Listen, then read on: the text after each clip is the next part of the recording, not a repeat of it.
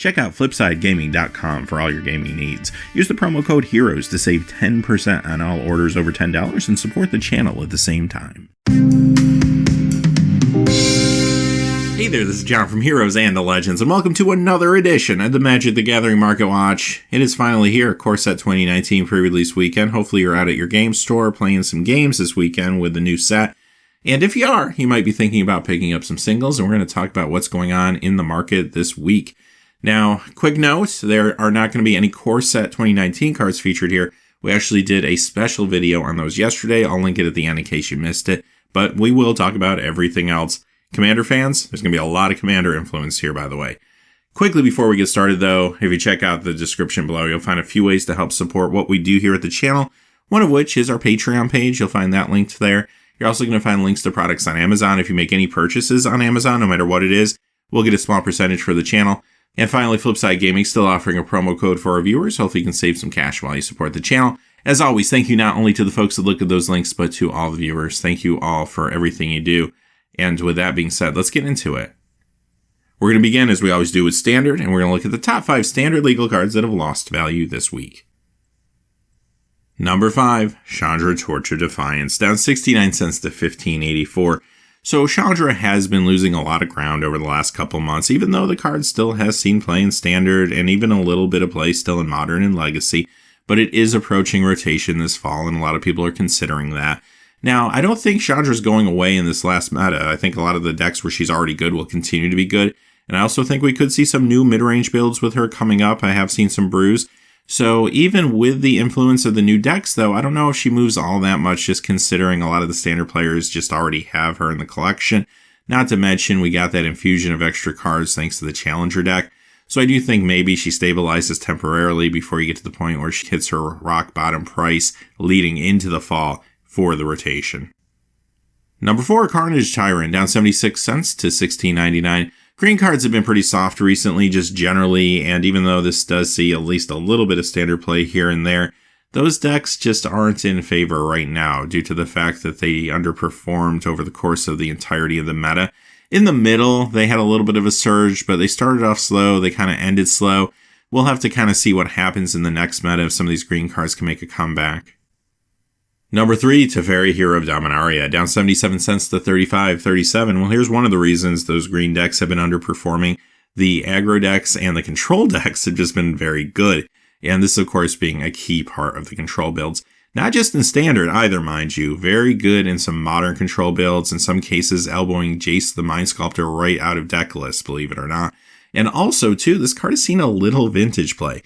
So with all the play this card's seeing, why is it going down? Well, finally, enough copies are starting to get out there to begin to satisfy the high demand for the card as more packs of Dominaria have been open and will continue to be open. So that's good news for players that want to pick this up. Even though this will have a successful Standard in the next meta too, I have a feeling Esper control decks could probably get even a little bit stronger. This card will most likely still continue to go down overall just because more copies are getting into players' hands.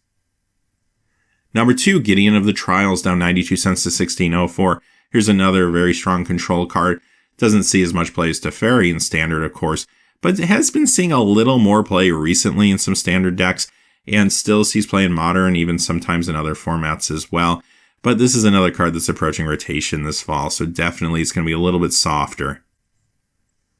Number 1, Karn, Scion of Urza, down $2.49 to $40. Finally hits the $40 mark. Karn, yes, much like Teferi, there's more copies getting out there, demand's being quelled a little bit because packs are opening, but there's more to this one, though. Karn has been seeing far less play over the last 2 to 3 weeks. I mean, go back to GP Pittsburgh and look at that top 8, not a single Karn to be found. A lot of the decks that were trying to work with Karn, like the aggro decks and control decks, dropped him a while ago. Mid-range decks hung on for a little while longer, but now the more successful mid-range builds, also not running Karn for the most part. He's still showing up in Standard, don't get me wrong, he's not gone. But a lot of the decks that are the high-performing decks just not running this card as often. You're also seeing some of the same things in other formats. In Legacy, for example, we had Mono Red Prison and Eldrazi decks. You're seeing Karn less and less in those builds now. Modern Infinity decks, again, the more successful ones don't seem to be running Karn anymore. So this card definitely stands to soften up over the coming weeks. However, don't count Karn out yet. This is still a card with a lot of raw power, And with Tezzeret entering the format, we know we're going to see some builds with these two. As a matter of fact, there's already some good looking brews going around that are in Izzet colors and have an artifact theme to them, of course. So we'll have to see how those decks pan out. But overall, the good news is Karn is creeping down a little bit and becoming more and more affordable. Alright, let's move on to the top 5 standard legal cards that have gained value this week. And spoiler alert, there's not a lot of true standard cards here. The top 3 are all heavy commander influence because standard is just slow right now. Nobody wants to invest, especially in expensive standard cards, when everything's about to change. The core set is going to be hitting the format starting next week, and a lot of folks are just going to wait and see what happens before they make their next round of purchases. So as you can imagine, there's a lot of softness here. But number 5 is Nizal Primal Tide, up 28 cents to 191. Now this card has seen some standard play here and there, sometimes out of sideboards, like win condition. Most recently, though, we saw a deck put up a pretty good result at Nationals, which kind of came out of nowhere, and that's that 4-color Sifter Worm deck.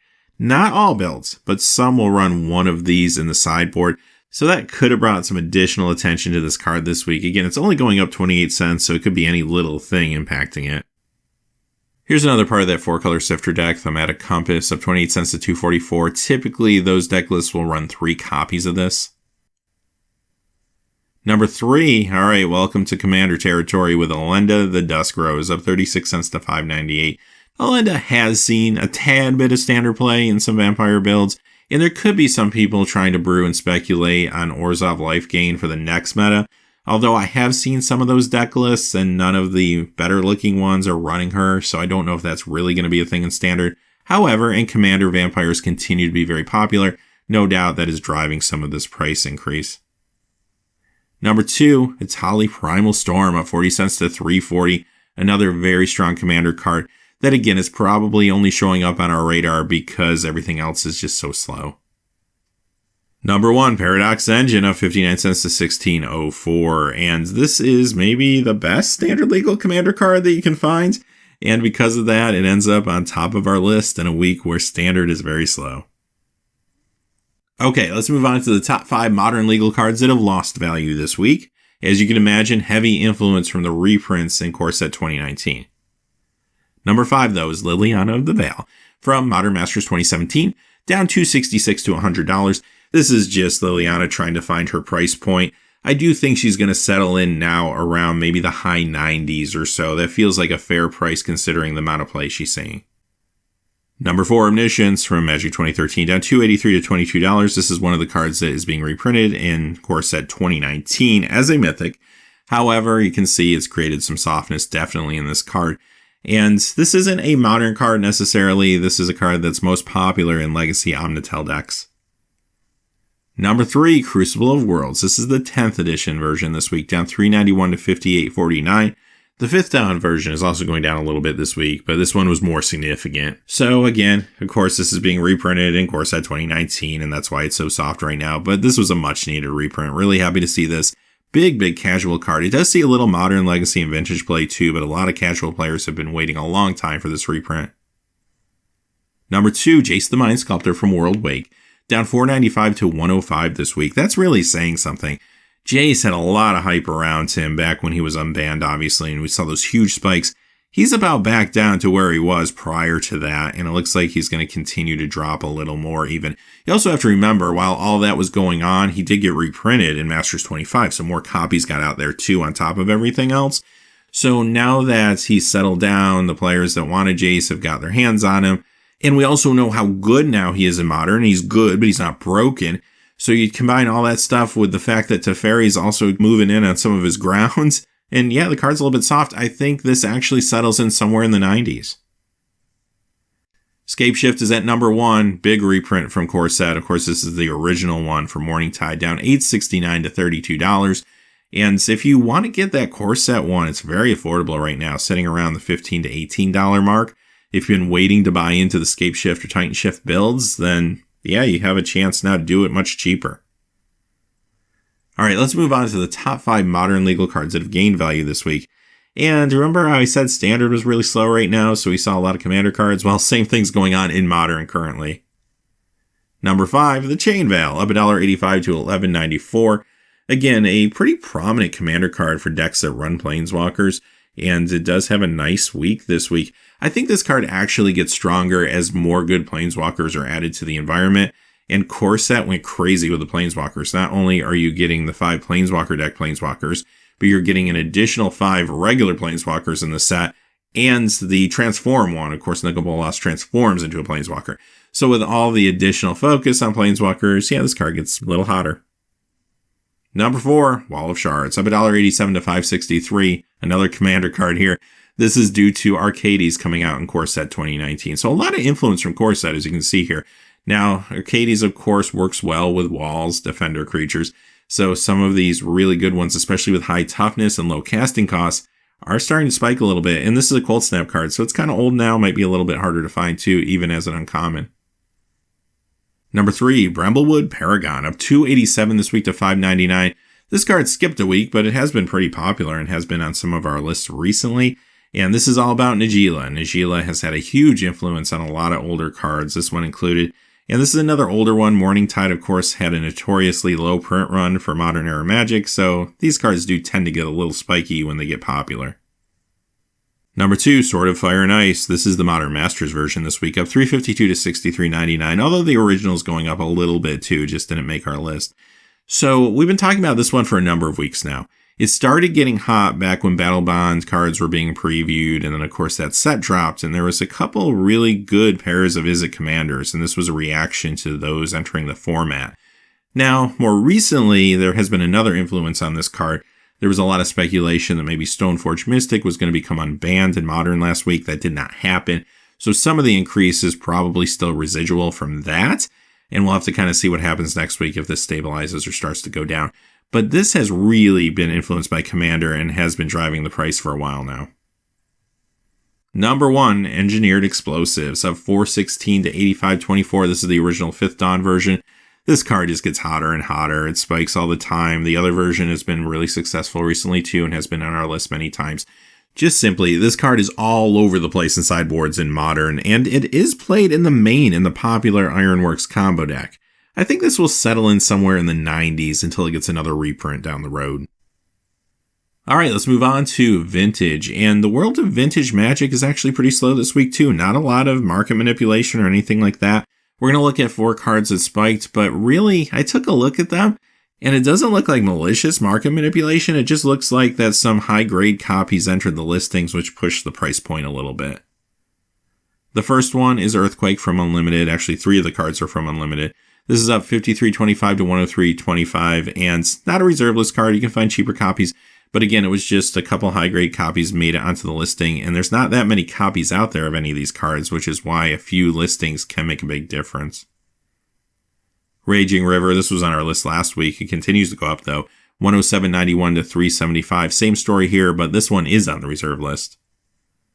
Here's another reserve list unlimited card.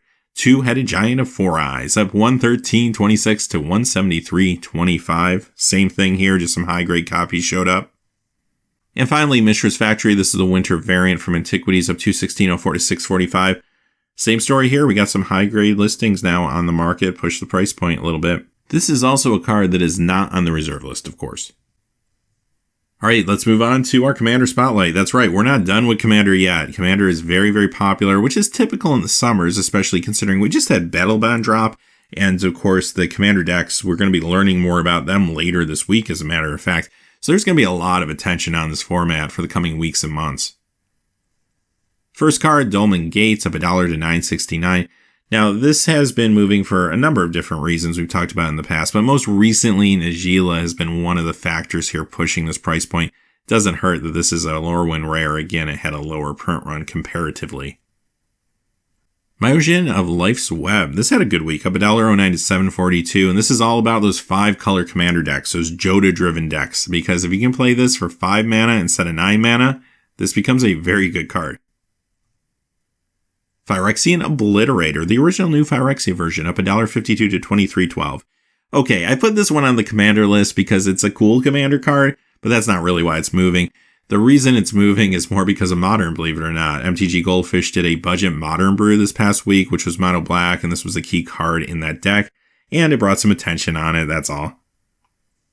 And our last card is Mana Crypt, the Eternal Masters version going up 418 to 140.79, with the original media promo going up 636 to 166.25. Now, Mana Crypt is a good commander card. It doesn't really fit necessarily into every deck all the time, but you'll find it in some decks where you can gain life, especially like the old Oro builds are good ones because they can mitigate the potential life loss here. But in a format where you start with 40 life, it's not as scary as if you're starting with 20 life. This is also a great cube card, of course.